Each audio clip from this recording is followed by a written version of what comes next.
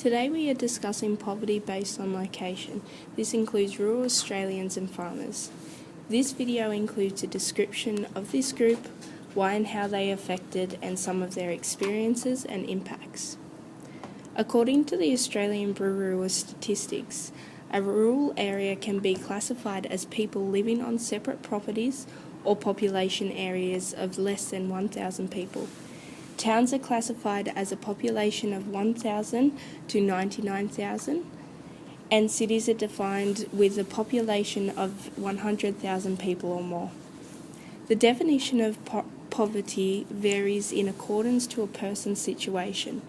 According to O'Brien, a widely accepted definition for poverty refers to the lack of material resources or access to goods or services that are necessary for an individual or family to participate adequately in contemporary society. It is also accepted that poverty can be a result of a lack of income to secure amenities that society regards as required. In some circumstances, individuals or families choose to live this way. A person living in poverty can come under the circumstances of being either in income poverty, which depends on an individual or family's income, as well as being in social exclusion, which is not having the ability to access services such as doctors or employment services. Poverty is measured by a poverty line. The poverty line that indicates a number of people who are living beneath an income which is seen as unacceptably low. Income of singles significantly below the average Australian income of $358 per week can fall in the poverty line. According to the Australian Council's Social Services, in 2010, the poverty line for a single adult was $358 per week. For a couple with 2 children, it was $752. 2,265,000 people were living below the poverty line after taking account of their housing costs. 575,000 children were also living below the poverty line. People living in rural and remote communities are faced with many struggles affecting them in many ways. These people commonly experience poorer housing, run-down physical environments, neglected public space, inadequate services and facilities, lack of job opportunities, and higher levels of crime and antisocial behaviour. This can decrease the morale of these people and further increase the misery of having financial difficulties. Children living more rurally are heavily affected, with a strong relationship between remoteness and children experiencing social exclusion. A NatSem report that included findings from 2006 discovered that between a quarter and half of children living in Tasmania, South Australia and Northern Territory are in the most excluded category when it comes to social exclusion. This is not surprising considering the extreme remoteness of parts of these states.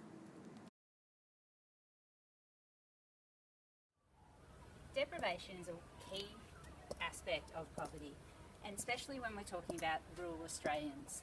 We're talking about access to resources, and it's very limited with rural Australians. That's why most of them live in poverty.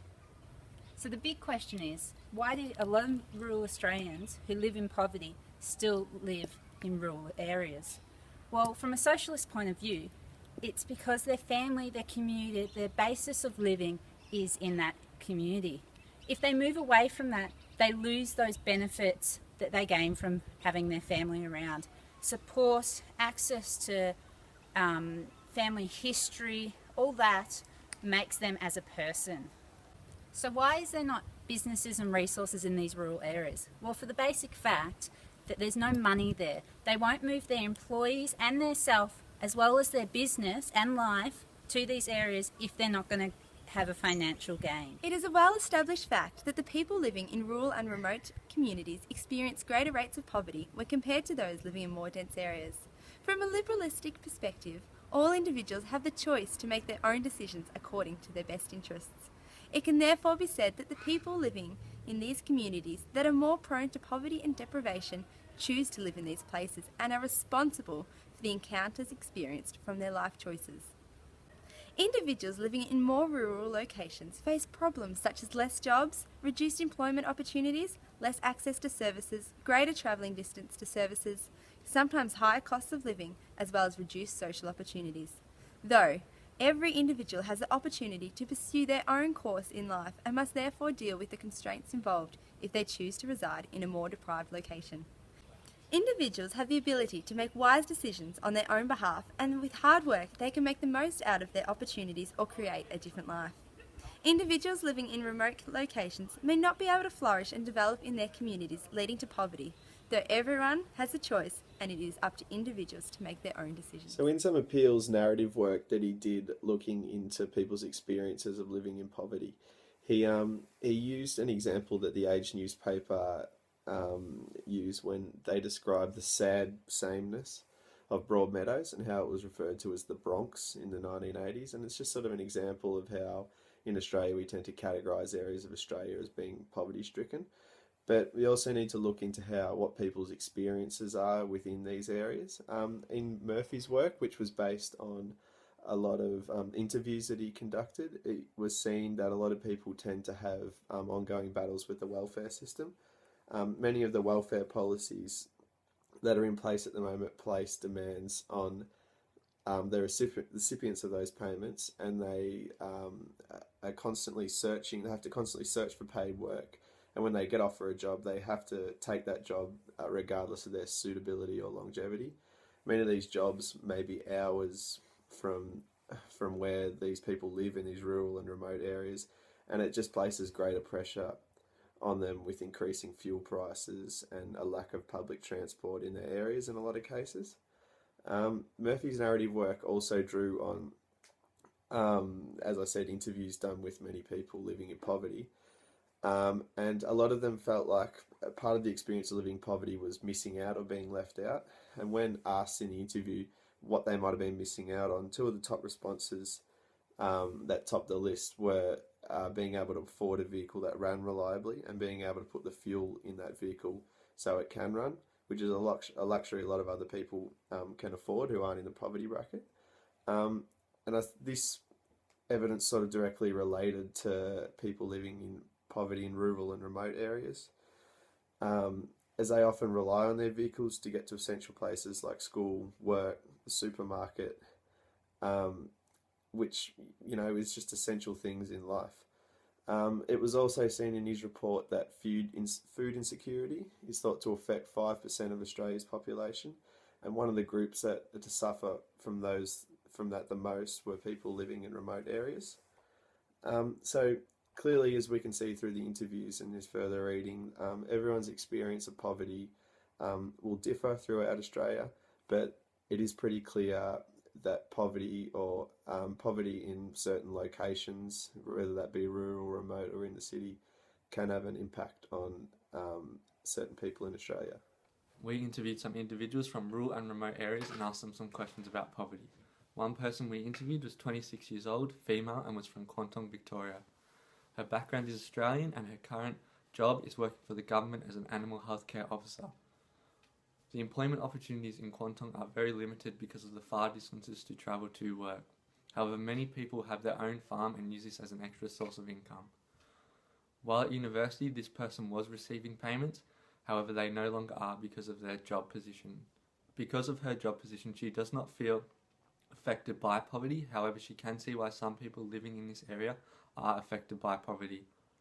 She does, however, feel a little bit disadvantaged, and this is because of lack of resources such as medical professionals and facilities in the local area. Most of these services are located in the nearby town of Horsham, which is about 15 kilometres away from the Quantong town centre. As far as services in Quantong, the only real store is the local coffee store. There is no primary or secondary schools in Quantong. The students are required to travel to Horsham, where they will find 5 primary schools and 2 secondary schools. There is an agriculture university located in Horsham, however this is not for everyone, and the closest university is located in Ballarat. Her location impacts her life because of the far distances to travel to work and to see family members. In terms of resources such as shopping centre and services, she feels a bit disadvantaged because there is not a lot of opportunities to do these things. However, because of her work, she is required to live in this area. She also loves living here because of her job, and she also loves living on a farm with animals. This is another reason why she chooses to live in rural and remote areas. The Australian Government currently provides social security benefits to citizens living in rural and remote areas. This payment is equivalent to the payments received for youth allowance and depends on your marital status and dependent children. In order to be eligible, you must be a farmer or be the partner of a farmer. If you are the farmer, you must contribute a significant part of your labour and capital to the farm enterprise based on specific criteria. You must also meet an income and assets test and be willing to enter into a financial improvement agreement to help prove your financial circumstances. As a member of a couple with no children, you may be eligible for up to $414.40 per fortnight.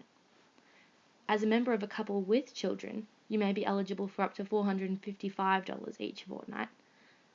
And if you are single with children, you may be eligible for up to $542.90 per fortnight. These payment estimates were found on the Human Services Australia website. After conducting interviews, most people reported that the payments did in fact alleviate the effects of poverty, as it provided them with reliable financial stability, and that without them they would not have been as successful.